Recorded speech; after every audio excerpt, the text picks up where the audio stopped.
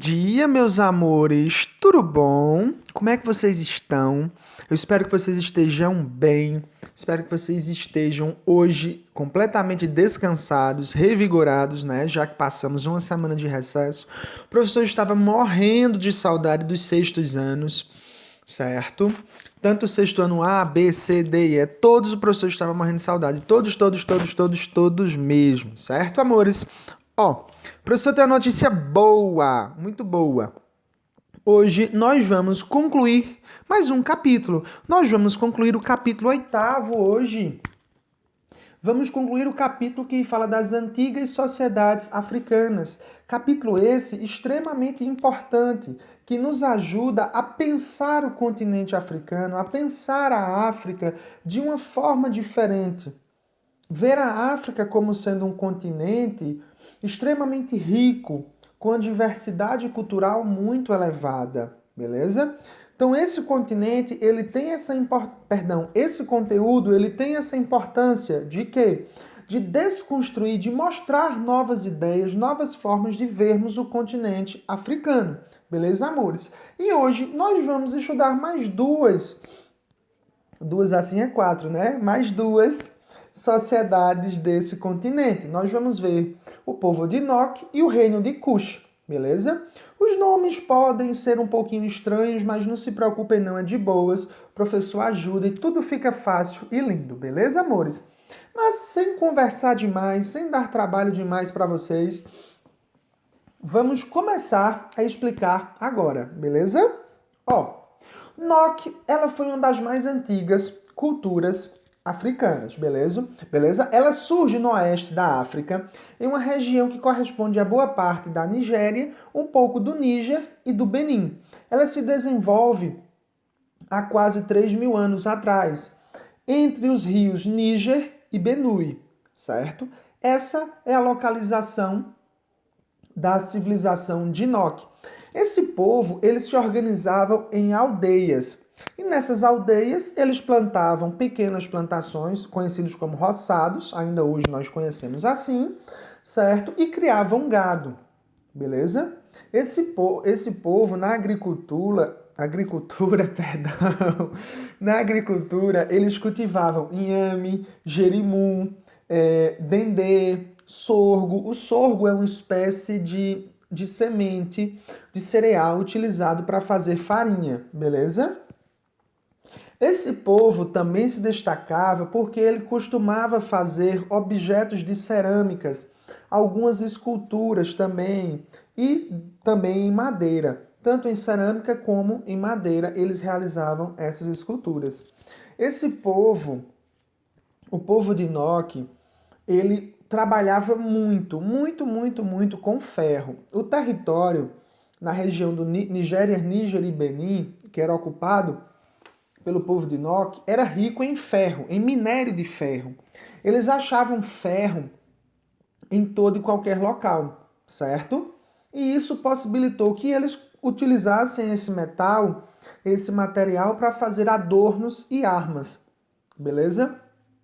Eles pegavam minério de ferro, colocavam em fornos no chão e nesses fornos eles derretiam o minério de ferro e utilizavam para fazer as peças, tanto os adornos como as armas. Nesses mesmos fornos, acreditam os historiadores que eles utilizavam os fornos para poder fazer as esculturas em terracota. O que é essas esculturas em terracota? São esculturas feitas de argilas cozidas no forno. Eles tinham o hábito de fazer esculturas de cabeças. Cabeças que representavam, na maioria das vezes, ou deuses ou então antepassados dessa sociedade. A sociedade de Enoque, ela chega ao fim mais ou menos no século III. Não se sabe muita coisa como essa sociedade chegou ao fim, certo? Não se sabe os fatores que levaram ao fim dessa sociedade. Daí você vê a dificuldade da gente ter acesso a algumas informações. Por isso que o conhecimento a respeito de alguns povos fica um pouco falho, beleza? Então, assim, Não se sabe muito bem porque a civilização de Enoque chegou ao fim, mas efetivamente acredita-se que no século III a.C., que no século III, eu só quero dizer antes de Cristo, mas não foi antes de Cristo, no século III, essa civilização ela chega ao fim. Beleza, meus amores? Vamos avançar. Outro povo que se destaca muito é o povo do reino de Cush, certo? Só que antes de nós falarmos do reino de Cush propriamente dito, nós temos que falar, certo, de uma região que estava entre o Egito e o Sudão. Essa região era conhecida por Núbia e ainda hoje é. Sempre o nome foi Núbia, beleza? Essa região fazia parte das rotas das caravanas comerciais, certo? E por lá passavam produtos de luxo, como plumas, pedras preciosas e marfim. Beleza, meus amores? Ou seja, a região da Núbia, ela era importante entreposto comercial. Por lá passavam diversos mercadores para diversas localidades. Da região da Núbia, uma das cidades que mais se destacavam era a cidade de Napata, certo? Era um importante centro comercial e religioso. De lá partiam as caravanas comerciais, beleza? Mas no século IX a.C., nessa região da Núbia, formou-se um estado centralizado, chamado Reino de Cush. Essas cidades se uniram, certo? E formaram um reino. O centro político desse reino era a cidade de Napata. Como eu já falei, era um importante centro comercial. Esse reino ele cresceu tanto, de uma forma tão exponencialmente, tão importante, que eles acabaram até mesmo conquistando o Egito e colocando no poder uma dinastia, certo? As dinastias dos faraós cuxitas, que governa o Egito por pouco mais de um século, beleza? Só que esse povo vai acabar sendo expulsos. E quando eles foram expulsos do Egito, eles voltam para o reino de Cush, mas agora eles vão dar destaque, vão se organizar na cidade de Meroé, certo? Essa cidade, a cidade de Meroé, ela seria o reino do centro de Cush, após a invasão do Egito. Era um importante centro comercial, certo? Era um dos principais polos produtores de ferro do continente africano, beleza? Então, tanto a cidade de Meroé como a cidade de Napata, elas tinham uma importância econômica significativa. Elas eram importantes centros comerciais do Reino de Cush, beleza? Então, se vocês virem uma questãozinha na prova ou em qualquer outro local falando sobre qual era a importância do Reino de Cush, qual era a importância para o Reino de Cush das cidades de Napata e Meroé? A importância era econômica, viu, meus amores? A importância era econômica. Essas cidades, elas eram importantes entrepostos comerciais. Nessas localidades vão se iniciar, vão sair de lá as caravanas comerciais que vão realizar transações com diversas outras localidades. A cidade de Meroé, ela desenvolveu uma escrita particular, a chamada escrita meroítica, certo? Era formada por 23 símbolos e se fazia uma leitura da esquerda para a direita, beleza, meus amores? Ou seja, a gente consegue ver uma importância significativa dessas sociedades, melhor dizendo, dessas cidades para o reino de Cush, beleza? O reino de Cush, alguns historiadores atribuem o seu declínio a um desequilíbrio ambiental proveniente do excesso de fundição de ferro. Como esse reino ele dominava o ferro com muita destreza e acabavam por produzir extensivamente, exaustivamente, utensílios nesse metal, acabavam que eles precisavam fundir muito ferro. Então eles derrubavam muitas árvores, certo? Para alimentar os fornos. E acredita-se que essa derrubada predatória dessas árvores em excesso provocou um desequilíbrio ambiental que vai ser responsável por levar ao declínio essa sociedade. Daí a necessidade da preservação ambiental, beleza? É importante destacar algumas curiosidades, né? De modo semelhante aos egípcios, a população do reino de Kush, ela também utilizava pirâmides com a mesma finalidade, certo? Com finalidades mortuárias. Também partilhavam algumas divindades e alguns templos, certo? O templo de determinada localidade, ele era utilizado para divindades tanto comuns aos egípcios como comuns à população do reino de Kush. Beleza, meus amores? Então, na aula de hoje, nós vimos mais duas civilizações do continente africano, certo? Na aula passada, nós vimos a cidade de Cartago, certo? Nós estamos vendo hoje o reino de Kush e a civilização de Enoque. Então, o que é que nos permite esse conteúdo perceber?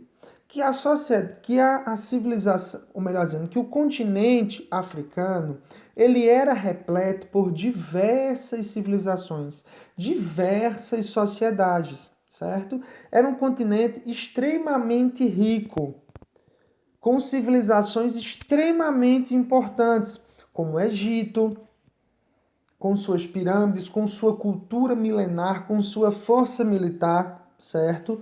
Como Cartago, que chegou a enfrentar e quase derrotar o Império Romano, a cidade de Roma, certo? Não era império ainda, mas era cidade.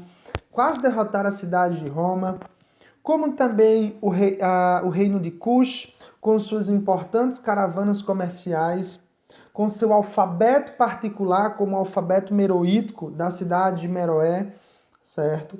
Como também a força econômica da cidade de Napata, as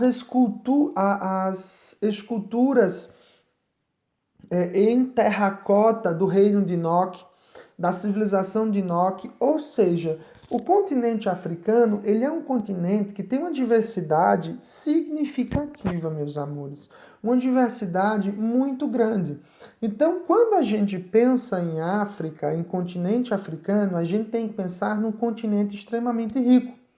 Aquela ideia de África, que as pessoas passam somente fome, que é um continente pobre, um continente que não tem muita coisa a oferecer, isso é passado. A África é um continente riquíssimo, que contribuiu muito para a cultura mundial, de um modo geral, certo? A nossa sociedade brasileira, a nossa cultura brasileira, nós devemos muito à sociedade africana, ao continente africano. Pena que a nossa herança oriunda da África, advinda da África, ela tenha se dado de uma forma muito negativa, que ela se deu devido à escravização desses seres humanos que vieram para o Brasil como escravizados, trabalhar nos mais diversos tipos de trabalho, certo? Mas mostra, de toda e qualquer forma, a cultura e a nossa herança, certo? A nossa herança de cultura africana. Então, quando vocês virem mencionar a cultura africana, as sociedades africanas ou o continente africano, lembre-se, é um continente extremamente rico, composto por culturas diversificadas e também muito ricas, beleza? Me prometam que quando vocês ouvirem falar de África, vão perceber que esse continente é um continente extremamente rico. Beleza, meus amores? Então nós vimos Cartago, nós vimos Reino de Kush, Sociedade de Enoque. Nós vimos também que o continente africano ele é dividido em dois, a África do Norte e a África subsaariana, beleza? A África subsaariana ela está abaixo do Saara e concentra uma quantidade absurda de culturas, de povos, de práticas culturais, beleza? A África do Norte, como o próprio nome diz, está mais a norte, é bem menor do que a África subsaariana, mas também tem uma importância cultural significativa. Essa divisão da África nesses dois universos nos permite perceber a multiplicidade, o tamanho absurdo desse continente. Beleza, meus amores? Então, por hoje, nós encerramos o capítulo oitavo, certo? Nós vamos agora resolver o nosso Google Forms e o professor vai explanar um pouco mais o conteúdo com vocês agora na nossa sala de aula virtual, certo? Tchau, tchau, pessoal. Um cheiro bem grande e até daqui a pouco. Fiquem com Deus.